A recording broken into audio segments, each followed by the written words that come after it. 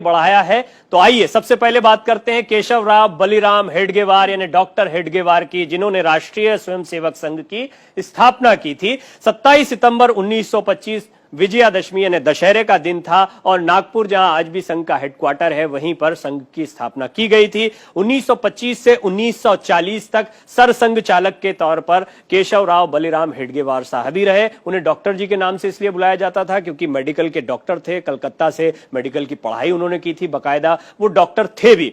और गोलवलकर साहब और हेडगेवार साहब के बीच में एक समय ऐसा भी आया जब कुछ महीनों के लिए एलवी परांजपे साहब को भी सरसंघ चालक बनाया गया था। उस वक्त सत्याग्रह के दौरान हेडगेवार साहब जेल गए थे। जेल से बाहर आने के बाद उन्होंने दोबारा सरसंघ चालक के तौर पर अपनी जिम्मेदारियां संभाली थी। उनके बाद आरएसएस के दूसरे सरसंघ चालक बने माधव सदाशिव गोलवलकर साहब। 1940 से 1973 तक उनका कार्यकाल रहा सरसंघ चालक के तौर पर।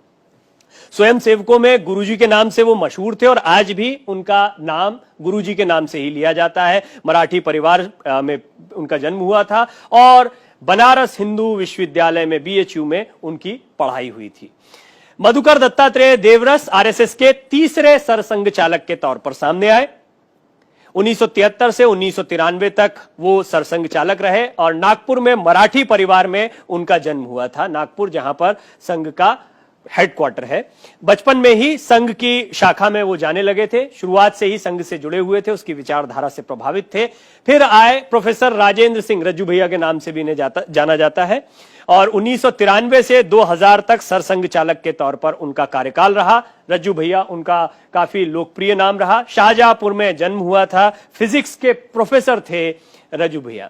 के सुदर्शन साहब, जो कि मोहन भागवत जी से पहले सरसंघ चालक थे, आरएसएस के 5वें सरसंघ चालक के तौर पर सामने आए। 2000 से 2009 तक 9 साल तक उनका यह कार्यकाल रहा सरसंघ चालक के तौर पर। 1931 में रायपुर में कन्नड़ भाषी परिवार में उनका जन्म हुआ था और सागर विश्वविद्यालय से, सागर यूनिवर्सिटी से उन्होंने दूरसंचार प्रौद्योगिकी में अपना ग्रेजुएशन किया था।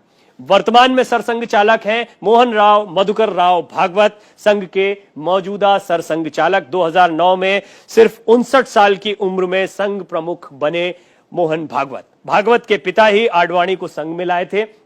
इन्हें बहुत पहले से ही शाखाओं में जाना और इस विचारधारा से जुड़ने की शुरुआत हो गई थी। बदलते वक्त के साथ चलने पर उन्होंने आज जोर दिया है। मोहन भागवत कह रहे हैं कि नई सरकार आने के बाद लोगों में जो निराशा का माहौल था वो खत्म हो रहा है और उम्मीद की एक नई किरण जग रही है। संघ के सरसंघ चालक ये तमाम।